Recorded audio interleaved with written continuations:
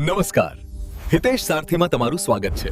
UPSC અને GPSC પરીક્ષાની તૈયારી માટે ચાલો સફળતાના આ માર્ગે સાથે ચાલીએ. સ્વાગત છે.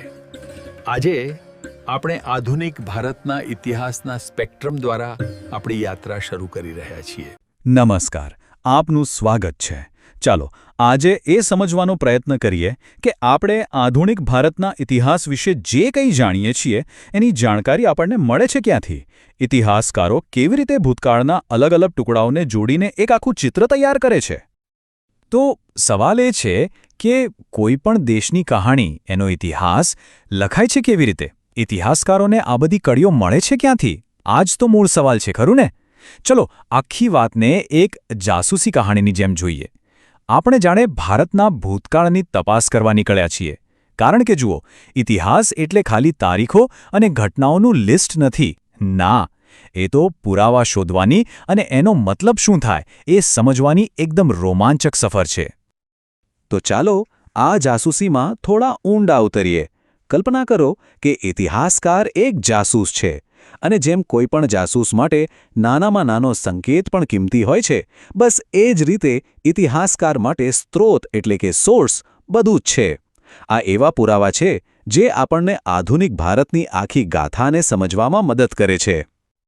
કોઈ પણ તપાસની જેમ આપણી શરૂઆત પણ સૌથી સ્પષ્ટ પુરાવાઓથી થશે, એટલે કે સરકાર અને તે વખતના વહીવટકર્તાઓ દ્વારા સાચવવામાં આવેલા ઓફિશિયલ રેકોર્ડ્સ. આ એ પાયો છે જેના પર ઇતિહાસની આખી ઇમારત ઊભી થાય છે. આધુનિક ભારતના ઇતિહાસને સમજવા માટેના જે સૌથી મૂળભૂત સંકેતો છે એ આપણને સત્તાવાર આર્કાઇવ્સ એટલે કે અભિલેખાગારોમાં મળે છે. આ એવી જગ્યાઓ છે જ્યાં બ્રિટિશ ભારતના પ્રાંતો, રજવાડાઓ અને બીજા વિદેશી શાસનોના દસ્તાવેજો સાચવીને રાખવામાં આવ્યા છે. સારું, તો આ બધા દસ્તાવેજો જગ્યા એમ થાય ને, તો સૌથી મોટો ખજાનો તો છે નવી દિલ્હીમાં, નેશનલ આર્કાઇવ્સ ઓફ ઇન્ડિયામાં. પણ વાત અહીં પૂરી નથી થતી. આપણે પુણે જઈએ તો ત્યાં પેશવા દફતર છે, જેમાં મરાઠા સામ્રાજ્યના એટલે કે બ્રિટિશરો આવ્યા એ પહેલાંના રેકોર્ડ્સ છે. પછી બીકાનેર, મુંબઈ, ચેન્નઈ આ બધા શહેરોમાં પણ પોતપોતાના પ્રાદેશિક આર્કાઇવ્સ છે, જે પશ્ચિમ અને દક્ષિણ ભારતના ઇતિહાસને સમજવા માટે બહુ જ જરૂરી છે. અને હવે એક ખરેખર રસપ્રદ વાત, ભારતની કહાણીના પુરાવા ફક્ત ભારતમાં જ નથી. યુરોપિયન શક્તિઓના રેકોર્ડ્સ પણ એટલા જ મહત્વના છે. તે સમયના વાઇસરોયના અંગત કાગળો લંડનના બ્રિટિશ મ્યુઝિયમના પડ્યા છે. ફ્રેન્ચ શાસન હેઠળના વિસ્તારોના દસ્તાવેજો પેરિસમાં છે અને ડચ, પોર્ટુગીઝ કે ડેનિશ લોકોના રેકોર્ડ્સ માટે આપણે હેગ, લિસ્બન અને કોપનહેગન જવું પડે. સરકારી દસ્તાવેજો તો એક તરફ, એ તો શાસકોની વાત હતી.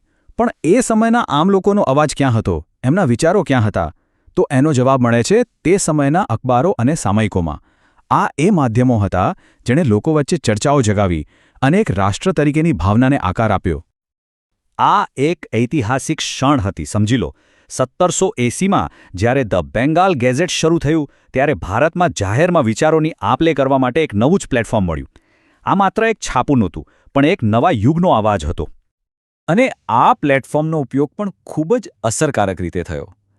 તિલકનું કેસરી હોય, ગોખલેનું સુધારક હોય કે પછી દાદાભાઈ નવરોજીનું વોઇસ ઓફ ઇન્ડિયા, આ બધા માત્ર સમાચાર નહોતા છાપતા, પણ રાષ્ટ્રવાદી વિચારધારાને લોકો સુધી પહોંચાડતા હતા, એમને રાજકીય રીતે જાગૃત કરતા હતા.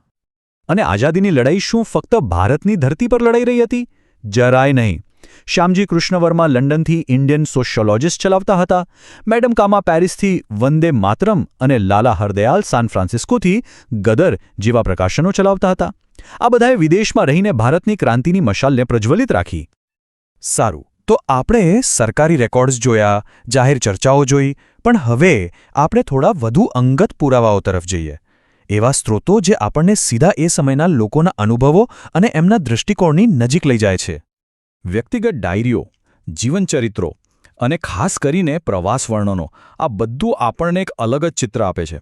જેમ્સ બર્ન્સ કે એલેક્ઝાન્ડર બોન્સ જેવા બ્રિટિશ પ્રવાસીઓના લખાણોમાં આપણને શાસકોની નજર જોવા મળે છે, જ્યારે વિક્ટર જેકમોન જેવા બિન બ્રિટિશ પ્રવાસીઓ થોડું તટસ્થ ચિત્ર રજૂ કરી શકે છે. આનાથી ખબર પડે છે કે એક જ સમયને કેટલી અલગ અલગ નજરોથી જોઈ શકાય છે. પુરાવાઓ ફક્ત તથ્યોના રૂપમાં જ નથી હોતા. સાહિત્ય પણ ઇતિહાસનો એક બહુ મોટો સ્ત્રોત છે. બંકિમચંદ્ર ચટ્ટોપાધ્યાયની નવલકથા આનંદમઠ એ ફક્ત એક વાર્તા નહોતી, એ તો રાષ્ટ્રવાદી ભાવનાનું પ્રતીક બની ગઈ. અને એના ગીત વંદે માતરમ એ તો લાખો લોકોને પ્રેરણા આપી. અને હા, કળાને કેવી રીતે ભૂલી શકાય? કળા પણ એક ઐતિહાસિક સંકેત છે. કંપની પેઇન્ટિંગ્સ, જેને પટના કલમ પણ કહે છે, એ આપણને બતાવે છે કે બ્રિટિશરો ભારતને કેવી રીતે જોતા હતા અને દુનિયાને કેવી રીતે બતાવવા માંગતા હતા. આ ચિત્રોમાં ભારતનું જીવન તો દેખાતું, પણ એ દ્રશ્ય મોટાભાગે બ્રિટિશ દૃષ્ટિકોણથી રંગાયેલું હતું. તો અત્યાર સુધી આપણે ઘણા બધા પુરાવા ભેગા કર્યા, પણ અહીંથી જ કહાણીમાં એક મોટો વળાંક આવે છે, કેમ કે કોઈ પણ સ્ત્રોત સીધું સત્ય નથી હોતું. એ તો પુરાવાના ટુકડાઓ છે, જેનો મતલબ આપણે કાઢવો પડે છે, એનો અર્થઘટન કરવું પડે છે, અને બસ આ જ અર્થઘટન ઇતિહાસને જટિલ અને એટલો જ રસપ્રદ બનાવે છે. જેમ એક સારો જાસૂસ સાવચેત રહે, એમ ઇતિહાસકારે પણ રહેવું પડે. દરેક દસ્તાવેજ, દરેક પત્ર અને દરેક ચિત્ર પોતાની સાથે એક દૃષ્ટિકોણ લઈને આવે છે, એક પક્ષપાત લઈને આવે છે. સાચું સત્ય હંમેશા ઉપર નથી દેખાતું. અને આ જ તો સૌથી મોટો પડકાર છે. વિચારો, શું કોઈ બ્રિટિશ ઓફિસરની ડાયરી અને કોઈ રાષ્ટ્રવાદી છાપું બંને એક સરખી ઘટના વિશે સરખી વાત લખશે? ક્યારેય નહીં. જવાબ એકદમ સાફ છે, ના. એક જણ જેને બળવો કહેશે, બીજો એને આઝાદીની પહેલી લડાઈ કહેશે. શબ્દો બદલાયા અને આખો મતલબ બદલાઈ ગયો. એટલે જ ઇતિહાસકારનું કામ આ બંને નજરિયાને સમજવાનું અને એની વચ્ચેથી સત્ય શોધવાનો પ્રયત્ન કરવાનો છે. અને અહીંથી જ ઇતિહાસકારનું અસલી કૌશલ્ય શરૂ થાય છે. કારણ કે પુરાવાઓનો અર્થ શું કાઢવો એ ઇતિહાસકારના પોતાના દૃષ્ટિકોણ પર આધાર રાખે છે. અને આ જ વાત આપણને ઇતિહાસ લેખનના જુદા જુદા અભિગમો તરફ લઈ જાય છે. આવતા વિશ્લેષણમાં આપણે આ જ મુખ્ય દૃષ્ટિકોણની ઊંડી તપાસ કરીશું. આપણે જોઈશું કે કેવી રીતે એક જ પુરાવાનો ઉપયોગ કરીને સંસ્થાનવાદી, રાષ્ટ્રવાદી, માર્ક્સવાદી અને સબાલ્ટર્ન, એટલે કે જે લોકોનો ઇતિહાસ મોટાભાગે લખાયો જ નથી, એમના ઇતિહાસકારો કેવી રીતે તદ્દન અલગ અલગ તારણો પર પહોંચે છે. તો આજના વિશ્લેષણમાંથી આપણે શું શીખ્યા? આપણે જોયું કે ઇતિહાસનું નિર્માણ કેટલા બધા અલગ અલગ સ્ત્રોતોમાંથી થાય છે. સરકારી ફાઇલોથી લઈને ક્રાંતિકારી છાપાઓ સુધી અને અંગત ડાયરીઓથી લઈને કળા સુધી. પણ છેલ્લો અને સૌથી મોટો સવાલ એ છે કે શું ઇતિહાસ ક્યારેય સંપૂર્ણપણે તટસ્થ હોઈ શકે છે? કે પછી તે હંમેશા કહેનારના દૃષ્ટિકોણથી રંગાયેલો જ રહે છે? આ એ સવાલ છે જે ઇતિહાસને હંમેશા જીવંત રાખે છે. આધુનિક ભારતનો ઇતિહાસ, આ શબ્દ સાંભળતા જ મનમાં શું આવે છે? અંગ્રેજો? આઝાદીની લડાઈ? બસ આટલું જ? ના. આજે આપણે એ સમજવાના છીએ કે આ એક જ ઇતિહાસને કેટલા અલગ અલગ દૃષ્ટિકોણથી, કેટલા અલગ અલગ ચશ્મા પહેરીને જોવામાં અને લખવામાં આવ્યો છે. ચાલો એક મોટા સવાલથી જ શરૂઆત કરીએ. શું ઇતિહાસ એટલે જે બની ગયું એની એક જ સાચી અને અંતિમ વાર્તા? ના, હકીકત તો એ છે કે ઇતિહાસ કોઈ ઘટનાનો સીધો સાદો રિપોર્ટ નથી, પણ તેનું અર્થઘટન છે. અને આમાં મજાની વાત એ છે કે જેવો ઇતિહાસકાર બદલાય, એમના જોવાના ચશ્મા બદલાય, એટલે તરત જ આખી વાર્તાનો રંગ જ બદલાઈ જાય છે. તો બસ આ જ અલગ અલગ ચશ્માને સમજવા માટેની આપણી આ સફર છે. આપણે જોઈશું કે શાસક અને શાસિતની લડાઈ શું હતી, ભારતના પોતાના અંદરના સંઘર્ષો કયા હતા, પછી કેટલાક નવા જ એંગલ જોઈશું, અને છેલ્લે આ બધું સમજવું આપણા માટે કેમ આટલું જરૂરી છે એ પણ જાણીશું. તો ચાલો શરૂ કરીએ સૌથી પાયાના અને કહી શકાય કે એકબીજાના કટ્ટર વિરોધી એવા બે દૃષ્ટિકોણથી. આ એ જ બે દૃષ્ટિકોણ છે જેણે આધુનિક ભારતના ઇતિહાસ લખવાની શરૂઆત કરી. જો સૌથી પહેલો દૃષ્ટિકોણ છે સંસ્થાનવાદી, એટલે કે બ્રિટિશ શાસકો અને એમના ઇતિહાસકારોએ રજૂ કરેલો દૃષ્ટિકોણ. અને એમનો હેતુ બહુ સ્પષ્ટ હતો: ભારતમાં પોતાના રાજને યોગ્ય ઠેરવવું, એને જરૂરી સાબિત કરવું. એ લોકો શું કહેતા હતા? એમની દલીલ એવી હતી કે ભારત તો એક પછાટ, અંદરોઅંદર લડતો ઝઘડતો દેશ હતો, અને અમે એટલે કે બ્રિટિશરો આવ્યા અને અહીં શાંતિ અને એકતા સ્થાપી. આની પાછળ એક મોટી વિચારધારા કામ કરતી હતી, જેને કહેવાય વ્હાઇટ મેન્સ બર્ડન, એટલે કે શ્વેત માણસનો બોજ. જાણે કે પછાત દેશોને સુધારવાની જવાબદારી ભગવાને એમને જ સોંપી હોય. હવે દરેક ક્રિયાની પ્રતિક્રિયા હોય છે, બરાબર? તો આ સંસ્થાનવાદી વિચારધારાના સીધા જવાબમાં જન્મ થયો રાષ્ટ્રવાદી અભિગમનો. ભારતના વિચારકો અને નેતાઓએ કહ્યું, એક મિનિટ, અસલી વાર્તા તો સાવ અલગ જ છે. આમાં દાદાભાઈ નવરોજી અને આરસી દત્ત જેવા આપણા અર્થશાસ્ત્રીઓએ તો આંકડાઓ સાથે બતાવી દીધું કે બ્રિટિશ શાસન કોઈ વરદાન નહોતું, પણ એ તો ભારતમાંથી ધન લૂંટવાની એક આખી સિસ્ટમ હતી. અને બીજી બાજુ જવાહરલાલ નહેરુ જેવા આપણા નેતાઓએ આઝાદીની લડાઈને એક ગૌરવશાળી રાષ્ટ્રના નિર્માણની ગાથા તરીકે દુનિયા સામે મૂકી. તો જુઓ, અહીંયા બે વાર્તાઓ એકદમ સામસામે આવીને ઊભી રહી જાય છે. એક બાજુ સંસ્થાનવાદીઓ કહે છે, અમે તમને સુધારવા આવ્યા, તો બીજી બાજુ રાષ્ટ્રવાદીઓ કહે છે, તમે તો અમારું શોષણ કરવા આવ્યા હતા. એક માટે બ્રિટિશ રાજ ભેટ હતું, તો બીજા માટે એક મોટો અભિશાપ. સારું, તો અત્યાર સુધી લડાઈ હતી ભારત વિરુદ્ધ બ્રિટન. પણ હવે આપણે એવા કેટલાક દ્રષ્ટિકોણ જોઈશું જે કહે છે કે અસલી સંઘર્ષ તો ખુદ ભારતીય સમાજની અંદર જ ચાલી રહ્યો હતો. આમાં સૌથી પહેલા આવે છે માર્ક્સવાદી દૃષ્ટિકોણ. એમના ઇતિહાસકારોએ કહ્યું કે વાત ખાલી દેશની આઝાદીની નથી, વાત છે વર્ગ સંઘર્ષની. મતલબ કે અંગ્રેજ શાસક અને ભારતીય પ્રજા વચ્ચે તો સંઘર્ષ હતો જ, પણ સાથે સાથે ભારતમાં જ જમીનદારો અને ખેડૂતો વચ્ચે, મિલ માલિકો અને મજૂરો વચ્ચે પણ એક લડાઈ ચાલી રહી હતી.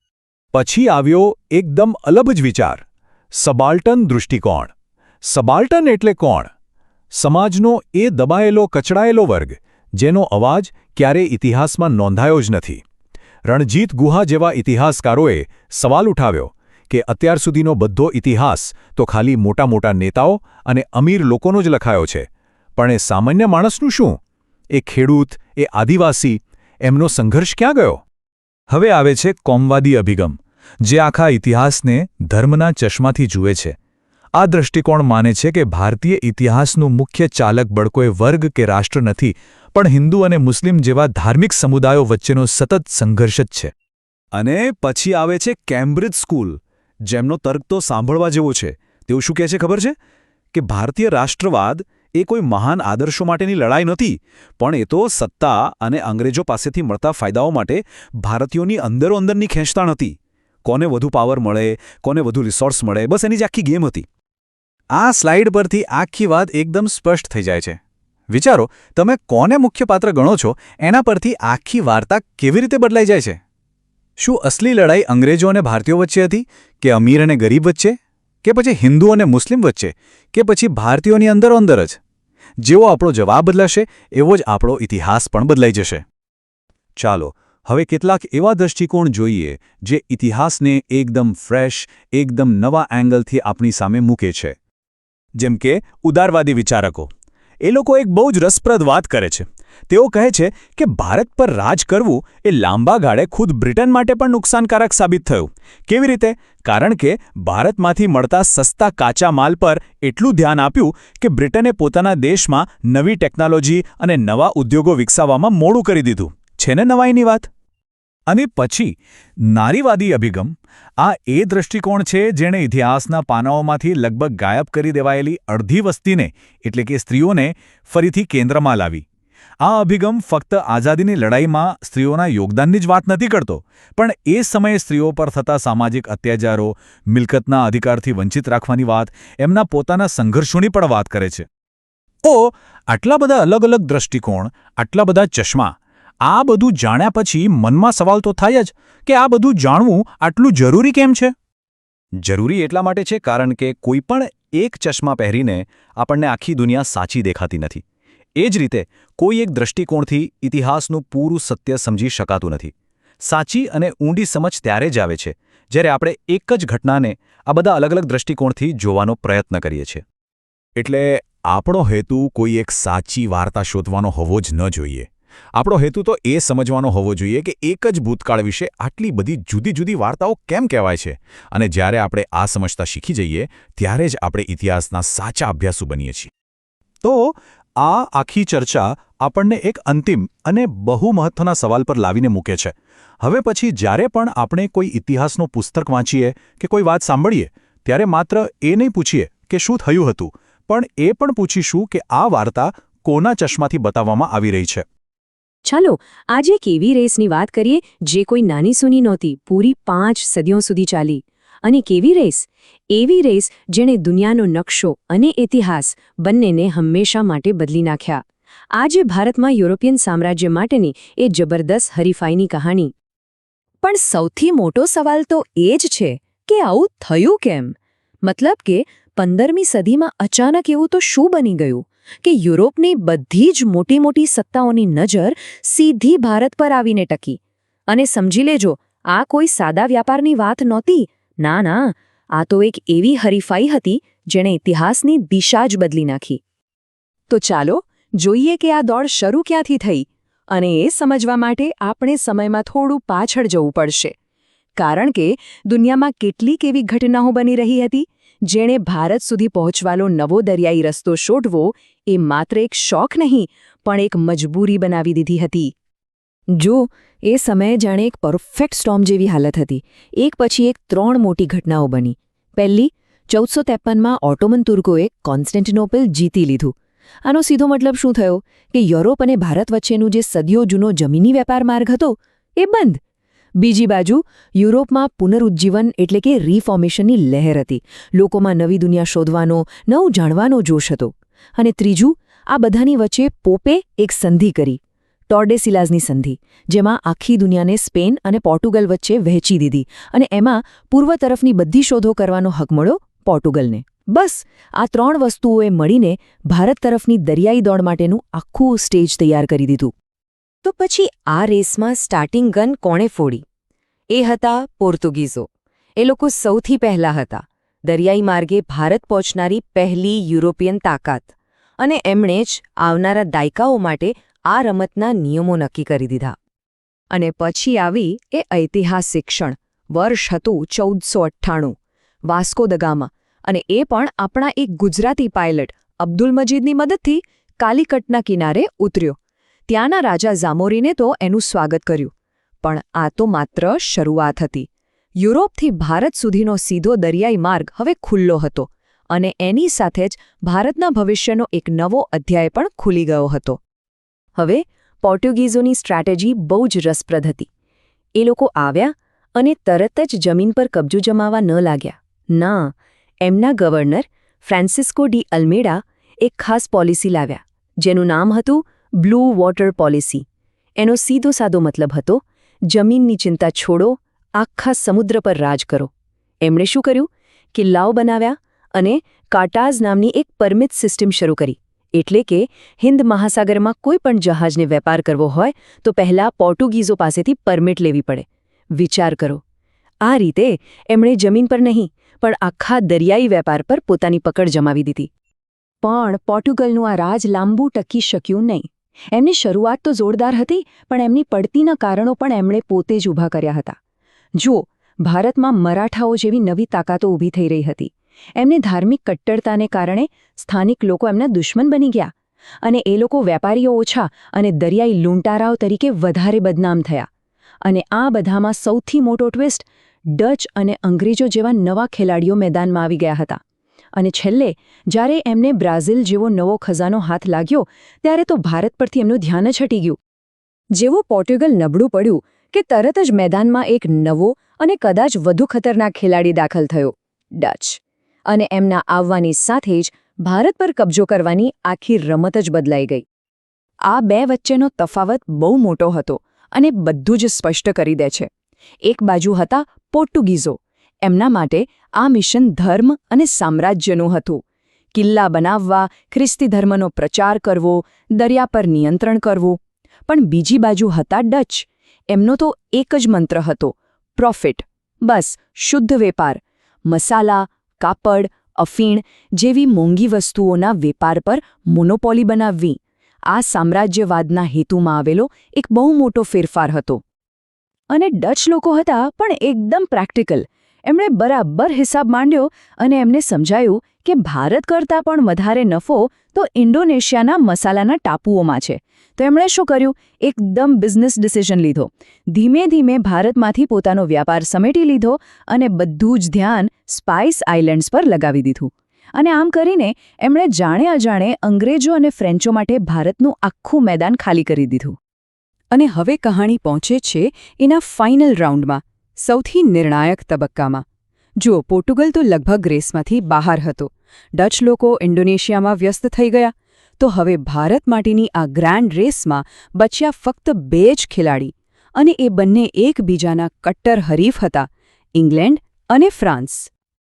આ બંને વચ્ચેની ટક્કર દક્ષિણ ભારતમાં લડાઈ, જેને આપણે કર્ણાટક યુદ્ધો તરીકે ઓળખીએ છીએ.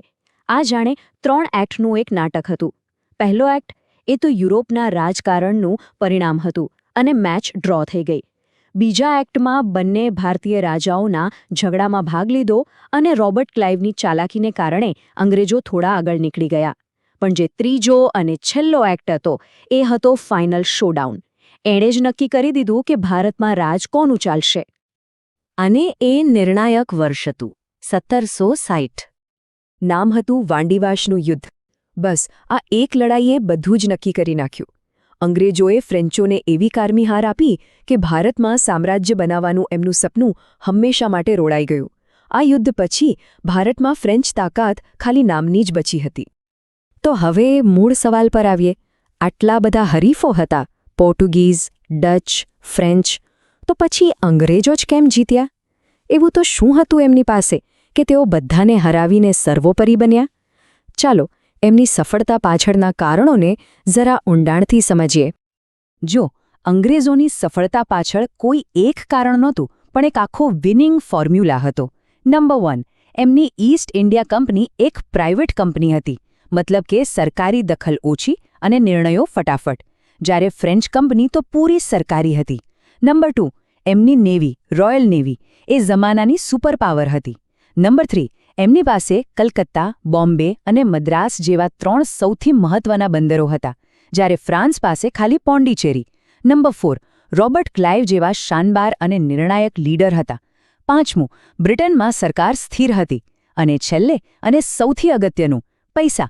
બેંક ઓફ ઇંગ્લેન્ડ જેવી મજબૂત ફાઇનાન્શિયલ સિસ્ટમ હતી જે યુદ્ધ અને વેપાર માટે સતત પૈસા પૂરા પાડતી હતી. આ બધા કારણો ભેગા થયા અને એમની જીત પાક્કી થઈ.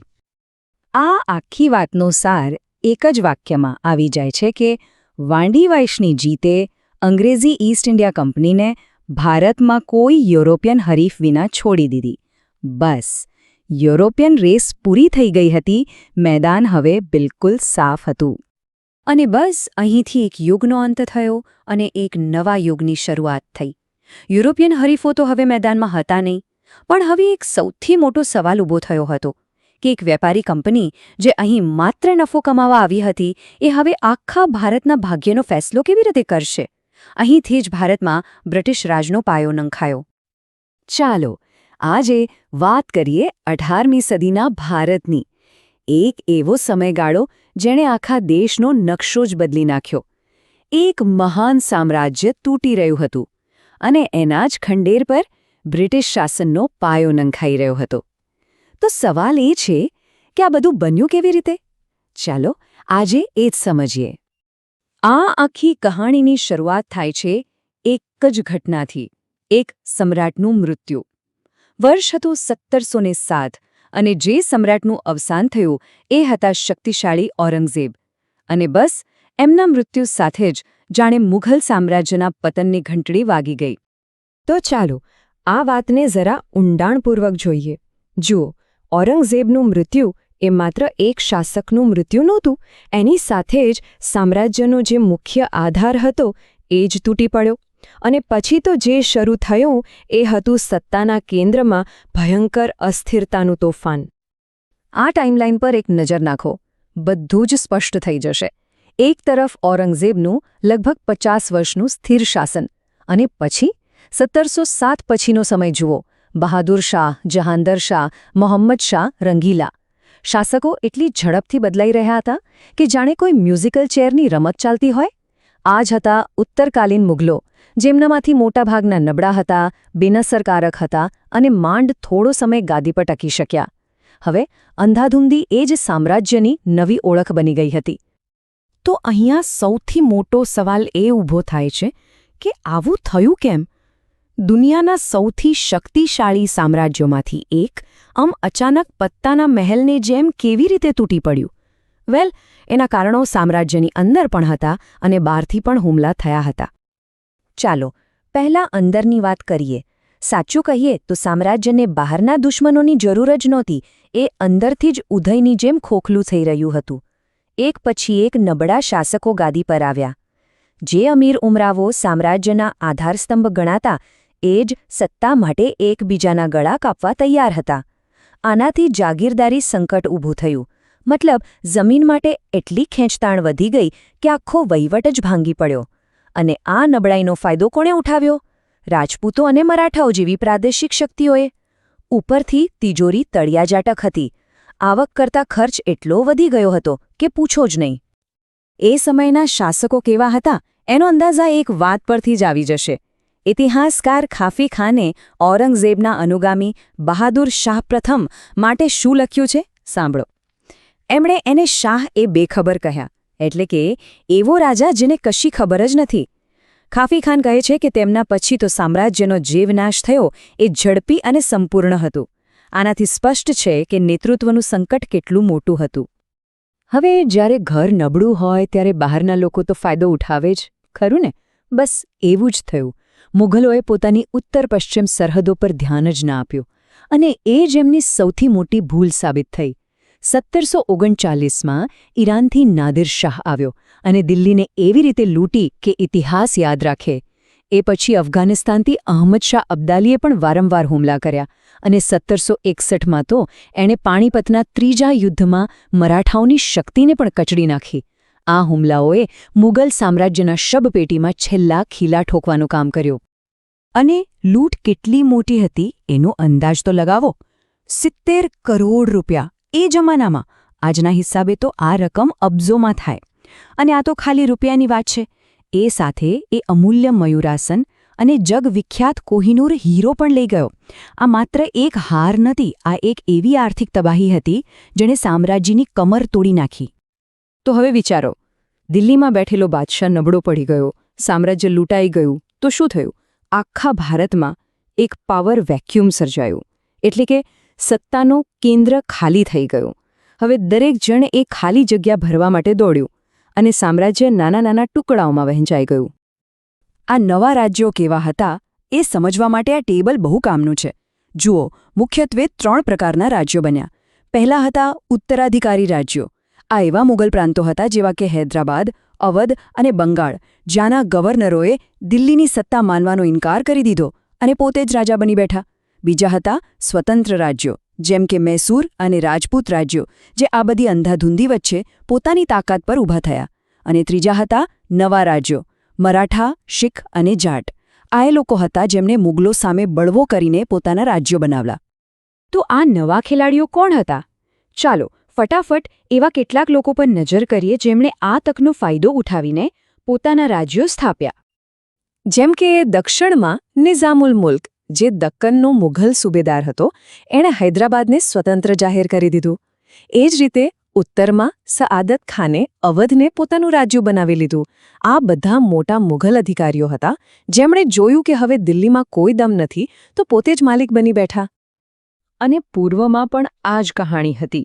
ભારતનો સૌથી સમૃદ્ધ પ્રાંત બંગાળ, ત્યાં મુર્શિદ કુલી ખાને પોતાનું શાસન સ્થાપ્યું અને એ પણ મુઘલોથી અલગ થઈ ગયો. અને આ તો માત્ર મુઘલ અધિકારીઓની વાત થઈ. જે લોકો વર્ષોથી મુઘલો સામે લડી રહ્યા હતા, જેમ કે મરાઠાઓ, શીખો અને જાટ, એમને તો સોનાનો મોકો મળી ગયો. એમણે પણ પોતાના મજબૂત અને સ્વતંત્ર રાજ્યો સ્થાપ્યા. એટલે આખો રાજકીય નકશો જ બદલાઈ ગયો. તો જ્યારે બ્રિટિશરો ભારતમાં પોતાની સત્તા જમાવી રહ્યા હતા ત્યારે ભારત કેવું હતું? કોઈ એક અખંડ દેશ નહોતો, પણ એકબીજા સાથે લડતા ઝઘડતા નાના નાના રાજ્યોનો સમૂહ હતો. અને આ જ વિભાજન એમની સૌથી મોટી કમજોરી હતી. અહીંયા એક સવાલ થાય કે આ નવા રાજ્યો આટલા શક્તિશાળી હતા તો પછી બ્રિટિશરો સામે કેમ હારી ગયા? એનું કારણ એ હતું કે એમનામાં કેટલીક મોટી ખામીઓ હતી. એક તો એમની સોચ પ્રાદેશિક હતી. કોઈ આખા ભારતનું વિચારતું જ નહોતું. એમની પાસે કોઈ મજબૂત આર્થિક કે વહીવટી સિસ્ટમ નહોતી. તેઓ સતત અંદરોઅંદર લડતા રહેતા, જેનાથી એમની સેના અને ખજાનો બંને ખાલી થઈ રહ્યા હતા. અને જે જાગીરદારી સંકટ જેવી સમસ્યાઓએ મુઘલોને બરબાદ કર્યા, એ જ સમસ્યાઓ હવે આ નાના રાજ્યોને પણ નડી રહી હતી. તો આ બધું આપણને છેલ્લા અને સૌથી મહત્વના સવાલ પર લાવીને મૂકી દે છે. ભારત નાના નાના ટુકડાઓમાં વહેંચાયેલું હતું, એકબીજા સાથે લડતું હતું, આંતરિક રીતે કમજોર હતું. તો પછી આ તૂટી ગયેલા સામ્રાજ્યનો વારસો કોણ સંભાળશે? એના પર દાવો કોણ કરશે? કદાચ આ બધી લડાઈઓ વચ્ચે એક નવી જ શક્તિના ઉદય માટે આખું મેદાન તૈયાર હતું. જરા વિચારો, એક એવી કંપની જેનો મુખ્ય હેતુ ફક્ત વેપાર કરીને નફો કમાવાનો હતો, એ જ કંપની એક આખા વિશાળ ઉપખંડ પર પોતાનું શાસન સ્થાપી દે. આ કોઈ ફિલ્મની વાર્તા નથી. આ છે ઈસ્ટ ઇન્ડિયા કંપની અને ભારતમાં તેના વિજયની અવિશ્વસનીય પણ એકદમ સાચી કહાણી. ચાલો થોડા સમય માટે આપણે ભૂતકાળમાં જઈએ, લગભગ 18મી સદીના મધ્યમાં. એ સમયે ઈસ્ટ ઇન્ડિયા કંપની કોઈ શાસક નહોતી. એ તો લંડનમાં બેઠેલા પોતાના શેરધારકોને જવાબ આપતી એક પ્રાઇવેટ કંપની હતી. એમનું મુખ્ય કામ શું હતું? તો કે ભારતના મસાલા, કાપડ આ બધી વસ્તુઓનો વેપાર કરવો. તેઓ શુદ્ધ વેપારીઓ હતા. શાસક બનવાનો કોઈ ઈરાદો નહોતો કે પછી હતો? પણ જુઓ, માત્ર 100 વર્ષમાં આખું ચિત્ર જ બદલાઈ ગયું. એ જ વેપારી કંપની હવે ભારતીય ઉપખંડની સૌથી મોટી રાજકીય અને લશ્કરી તાકાત બની ચૂકી હતી. આ ઇતિહાસના સૌથી મોટા અને સૌથી ઝડપી પરિવર્તનોમાંનું એક હતું, એમાં કોઈ શંકા નથી. તો પછી સૌથી મોટો સવાલ એ જ ઊભો થાય છે કે આ થયું કેવી રીતે? એક કંપની જે નફા માટે કામ કરતી હતી, એ આખા દેશની માલિક કઈ રીતે બની ગઈ? ચાલો આજે આપણે આ ઐતિહાસિક કોયડાને ઉકેલવાનો પ્રયત્ન કરીએ. આ વિષય પર એક બહુ જ પ્રખ્યાત દલીલ ઇતિહાસકાર જ્હોન સીલીએ કરી હતી. એમણે કહ્યું કે આ વિજય તો આકસ્મિક હતો, જાણે કે અંગ્રેજોનો કોઈ પ્લાન જ નહોતો સામ્રાજ્ય સ્થાપવાનો. બસ ઘટનાઓ એવી બનતી ગઈ કે તેઓ અનાયાસે જ શાસક બની ગયા. અને અહીંથી જ એક મોટી ઐતિહાસિક ચર્ચા શરૂ થાય છે. શું આ વિજય ખરેખર આકસ્મિક હતો? શું કંપનીને ભારતીય રાજ્યોના આંતરિક ઝઘડાઓમાં મજબૂરીથી ભાગ લેવો પડ્યો, કે પછી આ એક સુનિયોજિત લાંબા ગાળાની યોજના હતી જે નફા, અંગત મહત્વાકાંક્ષા અને ફ્રાન્સ જેવા યુરોપિયન હરીફોને પાછળ પાડવાની ઈચ્છાથી ચાલી રહી હતી? ચાલો હકીકતો પર એક નજર નાખીએ. આ આખી વાર્તાની શરૂઆત થાય છે બંગાળથી. એ સમયે મુઘલ સામ્રાજ્યનો સૌથી સમૃદ્ધ પ્રાંત. બંગાળમાં જે કંઈ પણ થયું એણે અંગ્રેજો માટે ભવિષ્યના વિસ્તરણ માટે એક મોડેલ, એક બ્લુપ્રિન્ટ તૈયાર કરી દીધી. અહીંથી ઘટનાઓ બહુ જ ઝડપથી બની. જુઓ, 1756માં સિરાજુદ્દૌલા નવાબ બન્યા. એના માત્ર એક જ વર્ષ પછી 1757માં પ્લાસીના યુદ્ધે બધું જ બદલી નાખ્યું.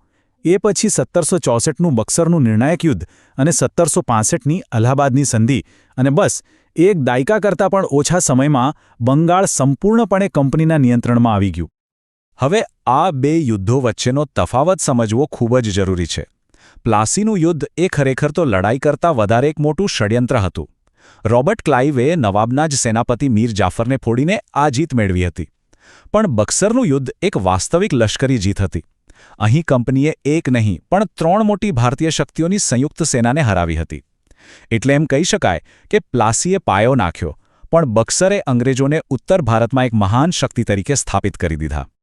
બક્સરના યુદ્ધ પછી અલ્હાબાદની સંધિ થઈ અને કંપનીને મળ્યા દીવાની અધિકારો. આ એક ટર્નિંગ પોઈન્ટ હતો. આનો સીધો અર્થ એ હતો કે હવે બંગાળ, બિહાર અને ઓરિસ્સામાંથી મહેસૂલ એટલે કે ટેક્સ ઉઘરાવવાનો કાયદેસરનો હક કંપનીને મળી ગયો. બસ આ જ ક્ષણથી કંપની ફક્ત એક વ્યાપારી ન રહેતા એક શાસક બની ગઈ. એમની પાસે આવકનો એટલો મોટો સ્ત્રોત આવી ગયો જેનો ઉપયોગ તેમણે ભવિષ્યમાં યુદ્ધો લડવા અને પોતાનું સામ્રાજ્ય વિસ્તારવા માટે કર્યો. તો બંગાળ તો હાથમાં આવી ગયું. હવે કંપનીએ આખા ભારતમાં પોતાનો સકંજો કસવા માટે અમુક ચોક્કસ નીતિઓ અને પદ્ધતિઓ વિકસાવી. ચાલો જોઈએ કે સામ્રાજ્ય વિસ્તારવાના એમના સાધનો કયા હતા. લોર્ડ વેલેસ્લી દ્વારા શરૂ કરાયેલી આ સહાયક જોડાણની પદ્ધતિ ખરેખર એક હોશિયારીથી ગોઠવેલી જાળ હતી.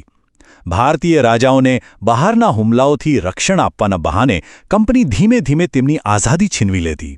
રાજાઓ પોતાની સેના ગુમાવી દેતા, એમના ખર્ચા માટે દેવાદાર બની જતા અને તેમની વિદેશ નીતિ પર પણ અંગ્રેજોનું સંપૂર્ણ નિયંત્રણ આવી જતું. અને પછી આવ્યું બીજું એક ખતરનાક હથિયાર, ખાલસા નીતિ. આ તો રાજ્યોને હડપ કરી લેવા માટેનું એક કાનૂની બહાનું હતું.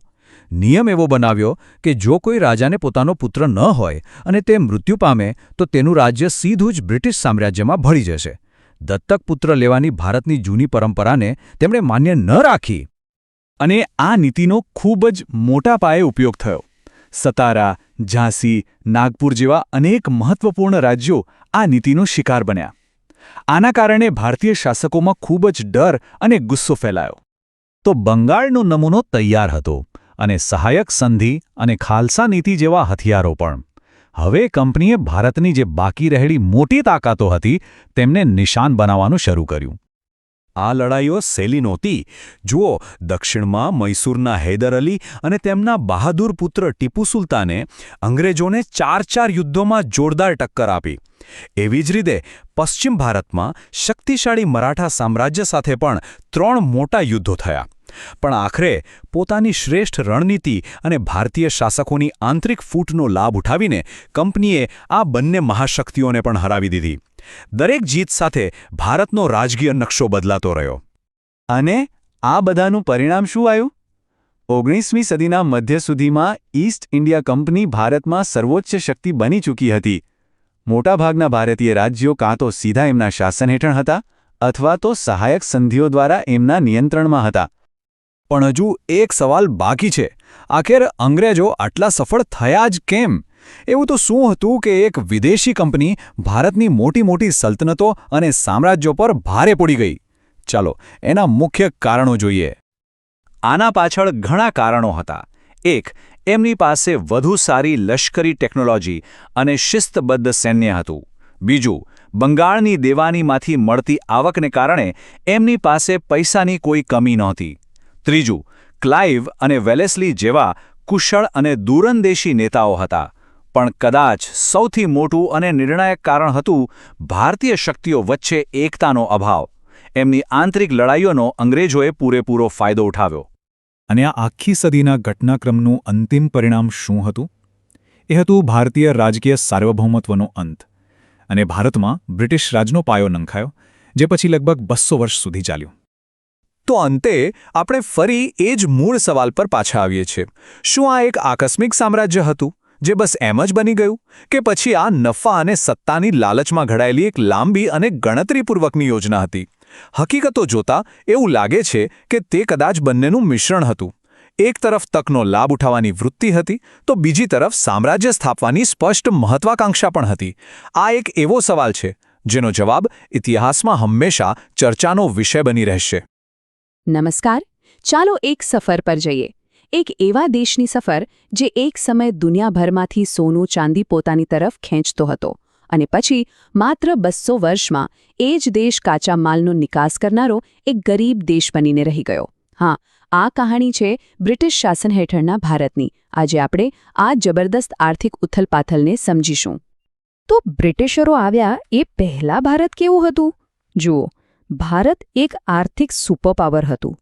અહીંના ઉદ્યોગો એટલા મજબૂત હતા કે દુનિયાભરમાંથી સોનું, ચાંદી બધું જ અહીં આવતું અને પાછું નહોતું જતું. આ જ એની સમૃદ્ધિનો સૌથી મોટો પુરાવો હતો. આજના આ વિશ્લેષણમાં આપણે શું જોવાના છે? પહેલાં તો એ કે ભારત સમૃદ્ધિથી કાચા માલના સપ્લાયર સુધી કેવી રીતે પહોંચ્યું. પછી વાત કરીશું એ મહાન આર્થિક શોષણની. ગ્રામીણ વિસ્તારો પર શું અસર થઈ? રેલવે ખરેખર પ્રગતિ હતી કે લૂંટ? અને છેલ્લે આપણા રાષ્ટ્રવાદી નેતાઓએ આખી વાતને કેવી રીતે દુનિયા સામે મૂકી? તો પહેલો અને સૌથી મોટો સવાલ, ભારતની એ બધી સમૃદ્ધિ ગઈ ક્યાં? ચાલો શરૂઆત કરીએ એ સમજવાથી કે કેવી રીતે ભારતના ઉદ્યોગોને એક પછી એક પદ્ધતિસર રીતે તોડી પાડવામાં આવ્યા. આખી ગેમ બ્રિટિશરોએ પોતાના ફાયદા માટે સેટ કરી હતી. 1813ના ચાર્ટર એક્ટ પછી શું થયું? બ્રિટનથી જે માલ ભારતમાં આવતો એના પર લગભગ કોઈ ટેક્સ નહીં, પણ ભારતનો માલ જો બ્રિટનમાં જાય તો એના પર લગભગ 80% જેટલો જંગી ટેક્સ. મતલબ કે એકદમ અન્યાયી વેપાર. આના કારણે શું થયું? આપણા પરંપરાગત ઉદ્યોગો પડી ભાંગ્યા અને લાખો કુશળ કારીગરો બેરોજગાર થઈને મજબૂરીમાં ખેતી કરવા લાગ્યા. હવે આવે છે સૌથી મોટો અને સૌથી ચોંકાવનારો મુદ્દો, ડ્રેન ઓફ વેલ્થ, એટલે કે સંપત્તિનો નિકાલ. આ એ કોન્સેપ્ટ છે જે બ્રિટિશ રાજની આર્થિક નીતિઓનો પર્દાફાશ કરે છે. આ સિદ્ધાંત આપ્યો કોણે? ભારતના ગ્રેન્ડ ઓલ્ડ મેન તરીકે ઓળખાતા દાદાભાઈ નવરોજીએ. એમણે આખી દુનિયાને બતાવ્યું કે કેવી રીતે ભારતમાંથી પૈસો બ્રિટન તરફ વહી રહ્યો હતો. અને આ કોઈ વ્યાપાર નહોતો, કારણ કે બદલામાં ભારતને કંઈ જ નહોતું મળી રહ્યું. આ હતું એકતરફી શોષણ. તો આ પૈસો જતો કેવી રીતે હતો? 3 મુખ્ય રસ્તા હતા. પહેલું, હોમ ચાર્જીસ, મતલબ કે ભારત પર શાસન કરવા માટે લંડનમાં જે ઓફિસ હતી એનો બધો ખર્ચ ભારતે ચૂકવવાનો. બીજું, ભારત જે માલ બહાર મોકલતું એનો નફો ભારતમાં પાછો જ નહોતો આવતો. અને ત્રીજું, અહીં કામ કરતી બ્રિટિશ કંપનીઓ અને અધિકારીઓ પોતાનો બધો નફો અને પેન્શન સીધા બ્રિટન મોકલી દેતા. ઉદ્યોગોની વાત તો થઈ, પણ ગામડાનું શું? ચાલો હવે જોઈએ કે અંગ્રેજોની નીતિઓએ ભારતના ખેતીપ્રધાન માળખાને કેવી રીતે મૂળમાંથી બદલી નાખ્યું. અહીં જમીન આસમાનનો ફરક હતો. પહેલા ભારતીય ખેડૂત પોતાનું અને પોતાના ગામનું પેટ ભરવા માટે અનાજ ઉગાડતો, પણ અંગ્રેજોએ શું કર્યું? એમણે ખેડૂતોને બ્રિટનના કારખાના ભરવા માટે કપાસ, શણ અને ગળી જેવા રોકડિયા પાક ઉગાડવા મજબૂર કર્યા. આનું પરિણામ શું આવ્યું? ભારતમાં જ અનાજની અછત થવા લાગી. બિચારો ખેડૂત 3 બાજુથી પિસાઈ રહ્યો હતો. એક તરફ સરકારનું જંગી જમીન મહેસૂલ, બીજી તરફ જમીનદારનું ભાડું, અને જો પૈસા ખૂટે તો ત્રીજી તરફ શાહુકારનું કમર તોડ દેવું. આ એવું ચક્રવ્યૂહ હતું જેમાંથી ખેડૂત ક્યારેય બહાર જ નહોતો આવી શકતો. હવે વાત કરીએ એક એવા મુદ્દાની જેના પર આજે પણ બહુ ચર્ચા થાય છે. ભારતમાં રેલવેની શરૂઆત.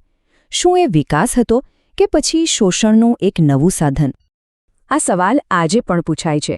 શું રેલવે ખરેખર ભારતના ભલા માટે લાવવામાં આવી હતી? શું તે આધુનિકીકરણની ભેટ હતી કે પછી એની પાછળનો ઈરાદો કંઈક બીજો જ હતો? ચાલો બંને પક્ષોને સમજીએ. બ્રિટિશરોનો તર્ક શું હતો? એ કહેતા હતા કે રેલવેથી આખો દેશ જોડાઈ ગયો, બજારો એક થયા, દેશનું આધુનિકીકરણ થયું. પણ આપણા રાષ્ટ્રવાદીઓનો તર્ક સાવ અલગ હતો.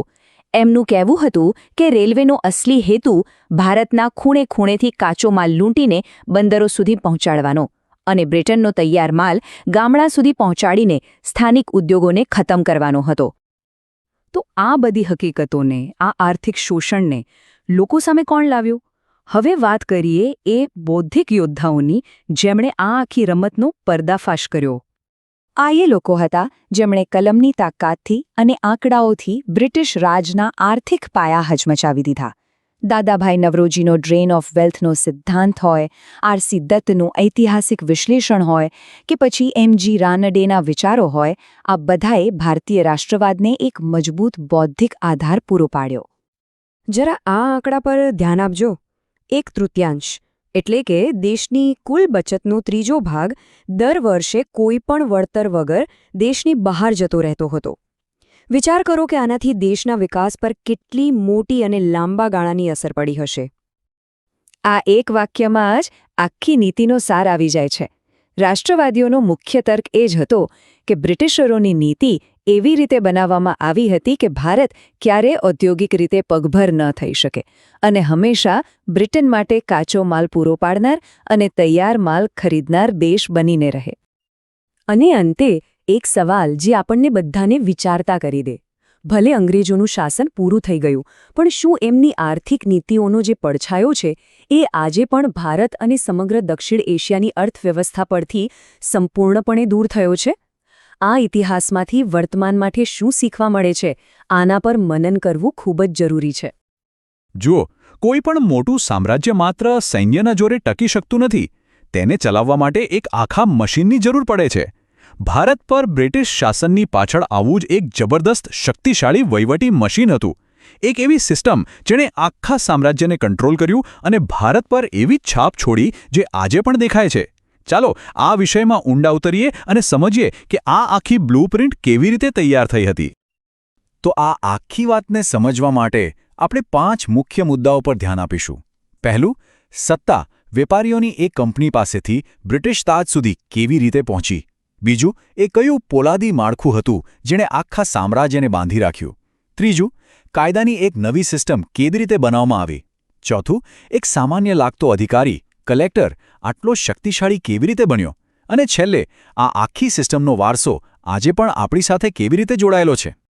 જરા કલ્પના કરો, લંડનમાં આવેલી એક વ્યાપારી કંપની જેનો મુખ્ય હેતુ નફો કમાવાનો હતો, તે અચાનક ભારતના આટલા મોટા અને વૈવિધ્યસભર પ્રદેશની શાસક બની જાય છે.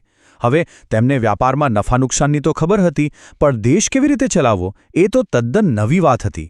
આથી જ તેમના શાસનનો શરૂઆતનો તબક્કો ખૂબ જ અંધાધૂંધી અને પડકારોથી ભરેલો હતો. આ સવાલ ખૂબ જ મહત્વનો છે, ખરું ને? અને તેનો જવાબ એકદમ સીધો નથી. જવાબ એ છે કે તેમણે ધીમે ધીમે એક એવી વહીવટી સિસ્ટમ બનાવી જે વેપારમાંથી શાસન તરફ લઈ ગઈ. પણ હા, આ બદલાવ બિલકુલ સરળ નહોતો. તો થયું એવું કે અહીં એક વિચિત્ર પરિસ્થિતિ બની. કંપનીના કર્મચારીઓ તો અહીં નવાબ બનીને ફરી રહ્યા હતા અને વ્યક્તિગત રીતે ખૂબ જ પૈસા કમાઈ રહ્યા હતા. પણ બીજી બાજુ જે કંપનીએ તેમને અહીં મોકલ્યા હતા એ પોતે જ દેવામાં ડૂબી રહી હતી. આ ભ્રષ્ટાચાર અને ગેરવહીવટને કારણે લંડનમાં બેઠેલી બ્રિટિશ સરકારની ચિંતા વધી ગઈ. તેમને સમજાયું કે જો ભારત જેવી સોનાની ખાણને સાચવવી હોય તો હવે સીધો હસ્તક્ષેપ કરવો જ પડશે. આ બદલાવ કોઈ એક રાતમાં નથી આવ્યો. 1773માં રેગ્યુલેટિંગ એક્ટથી શરૂઆત થઈ અને બ્રિટિશ સંસદે ધીમે ધીમે કંપની પર પોતાની પકડ મજબૂત કરી. પણ પછી આવ્યો 1857નો બળવો. આ એક એવો ભૂકંપ હતો જેણે બ્રિટિશ સામ્રાજ્યના પાયા હચમચાવી નાખ્યા. આ ઘટના પછી એક વાત સ્પષ્ટ થઈ ગઈ કે હવે એક વ્યાપારી કંપનીના ભરોસે ભારતનું શાસન છોડી શકાય નહીં અને એટલે જ 1858માં સત્તા સીધી બ્રિટિશ તાજના હાથમાં લઈ લેવામાં આવી. હવે જ્યારે સત્તા સીધી બ્રિટિશ સરકાર પાસે આવી ત્યારે તેને ચલાવવા માટે એક નવા, વધુ મજબૂત અને વફાદાર તંત્રની જરૂર હતી. આ જરૂરિયાતમાંથી જ જન્મ થયો ઇન્ડિયન સિવિલ સર્વિસ એટલે કે ICSનો. આ એ જ સર્વિસ હતી જે બ્રિટિશ રાજની અસલી કરોડરજ્જુ બની. પોલાદી માળખું આવું નામ કેમ પડ્યું? કારણ કે આ સર્વિસને એક એવા મજબૂત, ન વાળી શકાય તેવા માળખા તરીકે બનાવવામાં આવી હતી જે આખા ભારતના વહીવટને એક સાથે જકડી રાખે. તેનો મુખ્ય હેતુ શું હતો? લંડનથી જે પણ આદેશ આવે તેને કોઈપણ જાતના અવરોધ વગર છેક ભારતના ગામડા સુધી પહોંચાડવાનો. આ અધિકારીઓ માત્ર કર્મચારી નહોતા પણ સામ્રાજ્યના વફાદાર રક્ષકો હતા. તો આ પોલાદી માળખાનો ભાગ કેવી રીતે બની શકાતું? દેખીતી રીતે તો બધું બરાબર લાગે છે, રાઈટ? કે ભાઈ એક સ્પર્ધાત્મક પરીક્ષા છે, જે પાસ કરે એ અધિકારી બને. પણ અસલી ખેલ તો બીજે ક્યાંક હતો. સમસ્યા એ હતી કે આ પરીક્ષા ફક્ત ને ફક્ત લંડનમાં લેવામાં આવતી હતી. વિચારો, હજારો માઇલ દૂર એક અજાણ્યા દેશમાં જઈને પરીક્ષા આપવી એ મોટાભાગના ભારતીયો માટે શક્ય જ નહોતું. આમ જે પ્રક્રિયા યોગ્યતાના નામે શરૂ થઈ એ જ સૌથી મોટો અવરોધ બની ગઈ. અને અહીં જ આપણને વચન અને વાસ્તવિકતા વચ્ચેનો મોટો તફાવત જોવા મળે છે. કાયદાકીય રીતે તો ICSના દરવાજા બધા માટે ખુલ્લા હતા, પણ વ્યવહારમાં નિયમો જ એવા બનાવવામાં આવ્યા કે ભારતીયો માટે તેમાં પ્રવેશવું લગભગ અશક્ય બની જાય. પરીક્ષાની ઉંમર ઘટાડી દેવી અને પરીક્ષા લંડનમાં રાખવી, આ બધું એ સુનિશ્ચિત કરવા માટે જ હતું કે આ પોલાદી માળખું મુખ્યત્વે બ્રિટિશ જ રહે. આમ યોગ્યતાના નામે એક એવી સિસ્ટમ બનાવવામાં આવી જેણે સત્તા બ્રિટિશ હાથમાં જ જાળવી રાખી. જો ICS એ વહીવટનું શરીર હતું તો તેનો આત્મા હતો કાયદો. બ્રિટિશરો સારી રીતે સમજતા હતા કે આટલા મોટા દેશ પર નિયંત્રણ રાખવા માટે ખાલી સૈનિકો અને અધિકારીઓ પૂરતા નથી. એક સમાન કાયદાકીય પ્રણાલી હોવી ખૂબ જ જરૂરી છે. આથી તેમણે ભારતના અલગ અલગ પરંપરાગત કાયદાઓને બદલીને એક નવી, એક સમાન અને સંહિતાબદ્ધ પ્રણાલી બનાવી. તો આ સંહિતાકરણ એટલે શું? એકદમ સાદી ભાષામાં કહીએ તો વેરવિખેર પડેલા કાયદાઓને એકઠા કરીને એક વ્યવસ્થિત પુસ્તક અથવા કોડ બનાવો.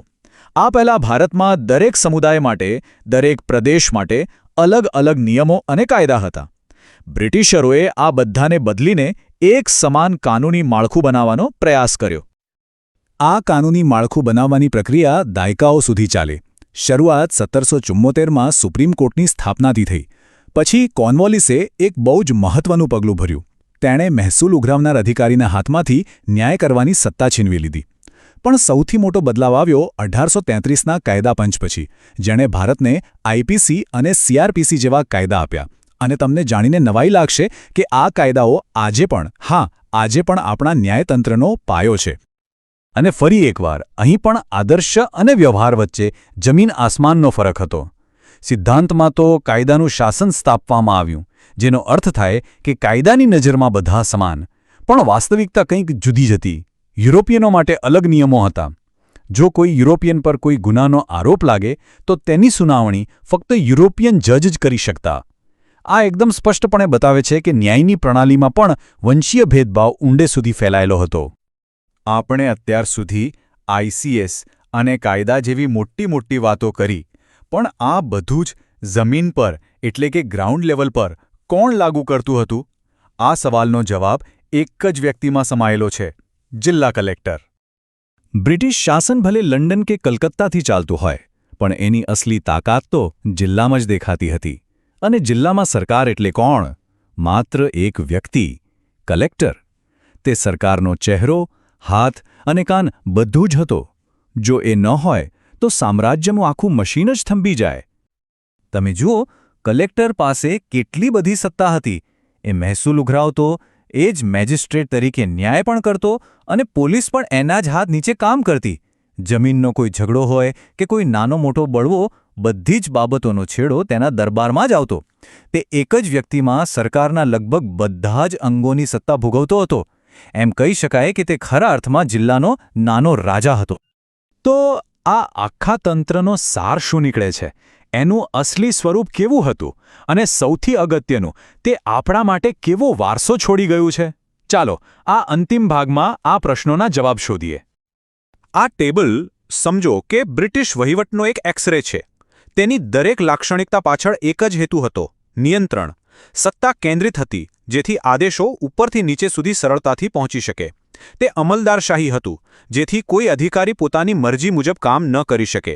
અને તે સત્તાવાદી અને મહેસૂલલક્ષી હતું, કારણ કે તેનો મુખ્ય ઉદ્દેશ્ય લોકોનું કલ્યાણ કરવાનો નહીં, પણ સામ્રાજ્યની તિજોરી ભરવાનો અને શાસન ટકાવી રાખવાનો હતો. હવે આ જે વહીવટી મશીન હતું, એ કાગળ અને કલમથી તો ચાલતું હતું, પણ એની પાછળ બંદૂક અને દંડાની તાકાત પણ હતી. આઈસીએસ અધિકારીના આદેશને જમીન પર લાગુ કરવા માટે પોલીસ અને સૈન્ય હંમેશા તૈયાર રહેતા. ખાસ કરીને 1857ના બળવા પછી આ બંને દળોને વધુ મજબૂત અને વફાદાર બનાવવામાં આવ્યા, જેથી વહીવટી નિયંત્રણને કોઈ પડકારી ન શકે. અને આ બધાની પાછળની માનસિકતા શું હતી? આ એક વાક્ય બધું જ કહી દે છે. 1857 પછી શાસન માત્ર નિયમો પર નહીં, પણ એક ખતરનાક વિચાર પર આધારિત હતું: શાસક જાતિની ધારણા. એટલે કે એવી માન્યતા કે અંગ્રેજો શાસન કરવા માટે જન્મ્યા છે અને ભારતીયો શાસિત થવા માટે. આ વંશીય અહંકારે આખા વહીવટી તંત્રને રંગી દીધું હતું. તો છેલ્લે આ એક મોટો સવાલ આપણી સામે આવે છે: શું આ વહીવટીતંત્ર માત્ર નિયંત્રણ માટેનું એક એન્જિન હતું, કે પછી તેણે અજાણતા જ આધુનિક ભારતના રાજ્યોનો પાયો પણ નાખ્યો? જવાબ કદાચ કાળો કે સફેદ નથી, કારણ કે આજે પણ આપણા વહીવટમાં, આપણી પોલીસમાં અને આપણા ન્યાયતંત્રમાં આપણે એ જ બ્લુપ્રિન્ટની ઝલક જોઈ શકીએ છીએ. આ એક એવો વારસો છે જેની સાથે આપણે આજે પણ જીવી રહ્યા છીએ, અને તેથી જ તેને સમજવો આપણા માટે ખૂબ જ જરૂરી છે. ચાલો આજે સીધા જ એક સફર પર નીકળીએ. 19મી સદીના ભારતમાં આ એક એવો સમય હતો, ખબર છે, જ્યારે સદીઓથી ચાલી આવતી પરંપરાઓ અને માન્યતાઓ પર મોટા મોટા પ્રશ્નાર્થ ચિહ્નો લાગી રહ્યા હતા. આ એ જ સમયગાળો છે જેણે આજના આધુનિક ભારતના વૈચારિક અને સામાજિક પાયા નાખ્યા. આ સવાલ છે ને, એ માત્ર ઇતિહાસ પૂરતો નથી. જરા વિચારો, જ્યારે જૂની વ્યવસ્થાઓ તૂટવા લાગે અને નવા વિચારો આવવા માંડે, ત્યારે બદલાવ કેવી રીતે આવે છે? વિચારોની એક નાનકડી ચિનગારી આખા દેશમાં જાગૃતિની આગ કઈ રીતે ફેલાવી શકે? ચાલો આજે આ જ સમજીએ.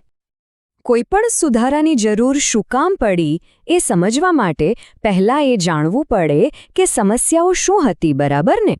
તો ચાલો એક નજર કરીએ કે 19મી સદીનો ભારતીય સમાજ કેવા ઊંડા અને ગૂંચવાયેલા બંધનોમાં જકડાયેલો હતો.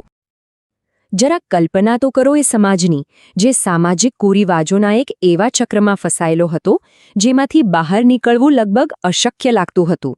સતી પ્રથા જેવી અમાનવીય પરંપરા, બાળલગ્ન જે બાળપણ છીનવી લેતા, અને એની ઉપરથી પેલી જન્મ આધારિત કઠોર જ્ઞાતિ વ્યવસ્થા જેણે લાખો લોકોને માણસ તરીકે જીવવાનો હક પણ નહોતો આપ્યો. આ એ હકીકત હતી જેણે બદલાવને જરૂરી નહીં, અનિવાર્ય બનાવી દીધો. હવે આ બધી આંતરિક સમસ્યાઓ તો હતી જ, અને એમાં એન્ટ્રી થઈ બ્રિટિશ શાસનની. એ લોકો પોતાની સાથે લાવ્યા પશ્ચિમી શિક્ષણ, વિજ્ઞાન અને તર્ક પર આધારિત વિચારસરણી.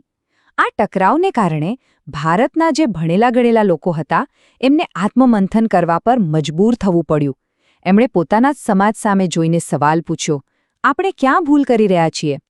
તો જ્યારે આવા સવાલો ચારે બાજુ પૂછાઈ રહ્યા હતા, ત્યારે એક વ્યક્તિ આગળ આવ્યા. એક એવા વ્યક્તિત્વ જેમણે આ આખી જાગૃતિની મશાલ સૌથી પહેલાં પોતાના હાથમાં ઉપાડી. જી હા, એ હતા રાજા રામ મોહન રોય. અને એમની સૌથી ક્રાંતિકારી વાત શું હતી ખબર છે? એમણે પરંપરાના આંધળાપણાને પડકાર્યો. એમણે કહ્યું કે ભાઈ, કોઈપણ ધાર્મિક રિવાજ હોય કે સામાજિક પ્રથા, એને તર્ક અને માનવતાની કસોટી પર ચકાસવી જ પડે. સાચું કહું તો એ સમયના ભારત માટે આ વિચાર એક વૈચારિક ભૂકંપ જેવો હતો. રાજા રામ મોહન રોય ખાલી વાતો કરનારા વિચારક નહોતા, એ તો એક્શન લેનારા કર્મયોગી હતા. એમણે આત્મીય સભા બનાવીને ધાર્મિક ચર્ચાઓ શરૂ કરાવી.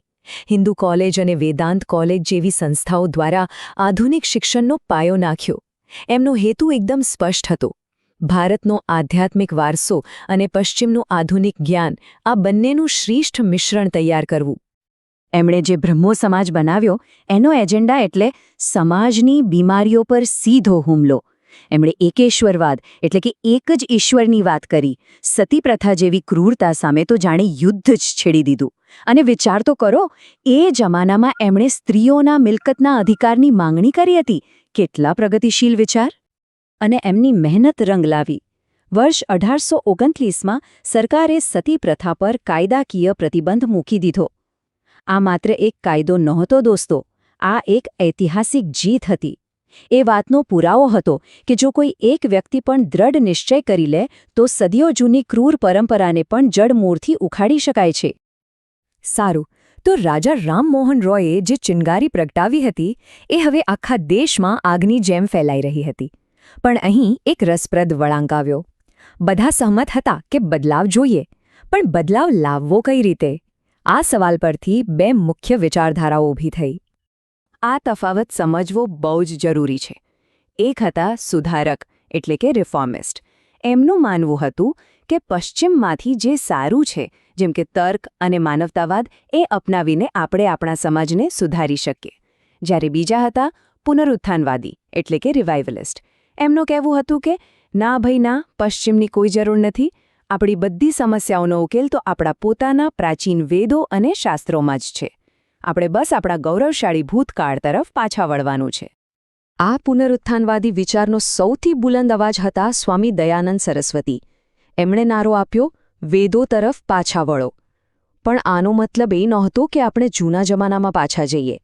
એમનો તર્ક એ હતો કે મૂળ વેદોમાં તો મૂર્તિપૂજા, જન્મ આધારિત જાતિવાદ કે અસ્પૃશ્યતા જેવું કંઈ છે જ નહીં. આ બધી તો પાછળથી આવેલી બદીઓ છે. અને પછી દ્રશ્યમાં આવે છે સ્વામી વિવેકાનંદ. એમણે એક ત્રીજો જ રસ્તો બતાવ્યો. એમણે વ્યવહારુ વેદાંતનો સિદ્ધાંત આપ્યો. એમણે કહ્યું કે ઈશ્વર મંદિરોમાં નહીં, પણ ગરીબ, પીડિત અને જરૂરિયાતમંદ લોકોમાં વસે છે. એમની સેવા કરો, એ જ સાચી ઈશ્વર સેવા છે. એમણે ધર્મને પૂજાપાઠમાંથી બહાર કાઢીને સીધો જ જનસેવા સાથે જોડી દીધો. અને આ જાગૃતિની લહેર માત્ર બંગાળ પૂરતી સીમિત ન રહી હો, આખા ભારતમાં ફેલાઈ. મહારાષ્ટ્રમાં પ્રાર્થના સમાજ, મુસ્લિમ સમાજમાં આધુનિક શિક્ષણ માટે સર સૈયદ અહેમદ ખાનની અલીગઢ ચળવળ, અને હા, સૌથી મહત્વનું, નીચલી જ્ઞાતિઓના અધિકારો માટે જ્યોતિબા ફૂલેનો સત્યશોધક સમાજ. આ બધું જ એ વાતનો પુરાવો છે કે પરિવર્તનનો પવન આખા દેશમાં ફૂંકાઈ રહ્યો હતો. તો આટલી બધી ચળવળો થઈ, આટલા બધા સુધારકો આવ્યા, પણ આખરે આ બધાનું પરિણામ શું આવ્યું? લાંબા ગાળે એની અસર શું થઈ? ચાલો હવે એનો એક સંતુલિત હિસાબ કિતાબ કરીએ. પોઝિટિવ અસરોની વાત કરીએ તો લિસ્ટ બહુ લાંબુ છે. લોકોમાં તર્કસંગત અને આધુનિક વિચારસરણીનો વિકાસ થયો. સ્ત્રી શિક્ષણ અને અધિકારોનો રસ્તો ખુલ્યો. અને સૌથી મોટી વાત, લોકોમાં પહેલીવાર આપણે એક રાષ્ટ્ર છીએ એવી ગૌરવની ભાવના જાગી. ખરેખર તો ભારતની આઝાદીની લડાઈનો મજબૂત બૌદ્ધિક પાયો અહીં જ નંખાયો હતો. પણ સિક્કાની બીજી બાજુ પણ જોવી જરૂરી છે. આ મોટાભાગની ચળવળો શહેરો અને શિક્ષિત મધ્યમ વર્ગ સુધી જ સીમિત રહી. ગામડાના કરોડો ખેડૂતો અને ગરીબોના જીવન પર એની બહુ મોટી અસર ન થઈ. અને ક્યારેક પોતાના ધર્મના ગૌરવ પર વધુ પડતો ભાર મૂકવાના કારણે અજાણતા જ બીજા સમુદાયો સાથે અંતર વધ્યું, જેણે પાછળથી કોમવાદને થોડો વેગ આપ્યો.